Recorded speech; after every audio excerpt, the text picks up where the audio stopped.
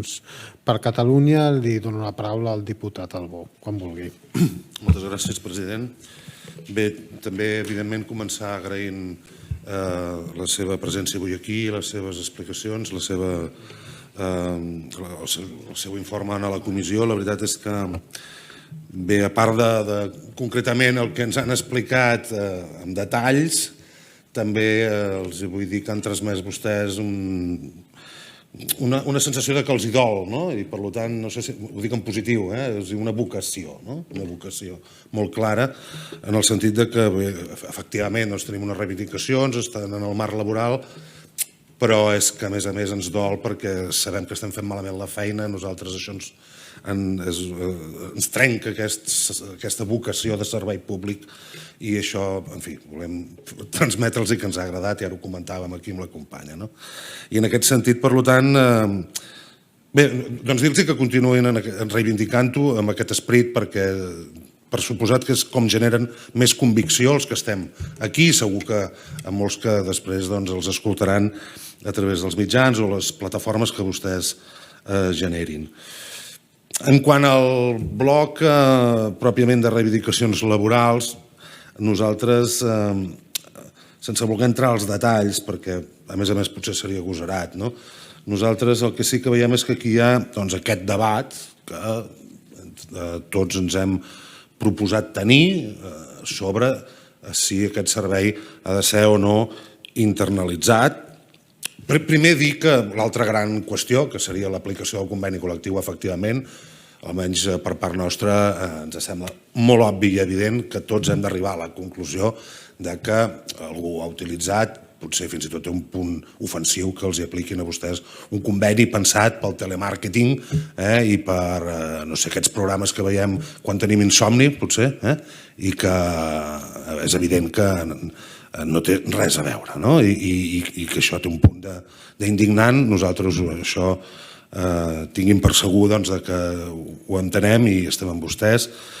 I en referència a l'altre gran paquet seria la internalització, nosaltres també caiem cap aquí, tot i que sí que s'ha de fer el matís, que també ens podem imaginar una gestió des del punt de vista externalitzada que sigui eficient, que respecti els drets dels treballadors i que vagi a millor, que es vegi que es progressa. Diguéssim, això és possible. El que sí que segurament per la seva experiència i per allà on venen vostès, aquest servei ens decantem per internalitzar, per fer-ho intern també. Per què? Justament pel que dèiem. Perquè segurament la lògica que no s'ha d'aplicar és la de la venda telefònica i la del telemàrqueting i d'aquesta filosofia. Llavors, dit això, el que sí que des de la nostra posició com a grup del govern ens comprometem a mirar de fer efectiu aquest pacte que va haver-hi en seu pressupostària. Per suposat ens ha alarmat molt que justament vostès, que són els que més coses tenen a dir, doncs s'hagi traslladat que no estaven assabentats d'aquests treballs per estudiar la internalització i que no en sabien res. Això mirarem d'informar-nos perquè ens sembla que si algú Clar, com afrontarem un estudi sobre la internalització del servei sense escoltar els que estan a favor d'això?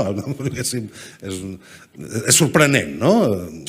I en aquest sentit ens informarem, mirarem a veure exactament què ha succeït i per suposat el que entenem és que aquest acord que va haver-hi en referència al pressupost que es compleixi, que si ho hem d'estudiar en profunditat ho estudiem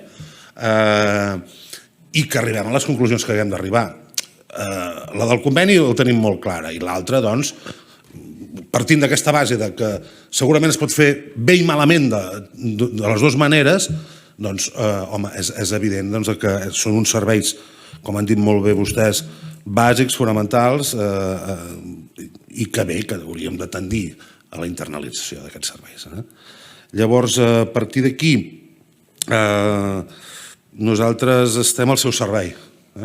Estem al seu servei, la portaveu, els membres de la comissió, Efectivament, alguns són més nous, per tant, perdoni'ns si ens estem introduint en el conflicte, però ens tenen al seu servei i volia acabar dient això. Ja acabo, president. Gràcies.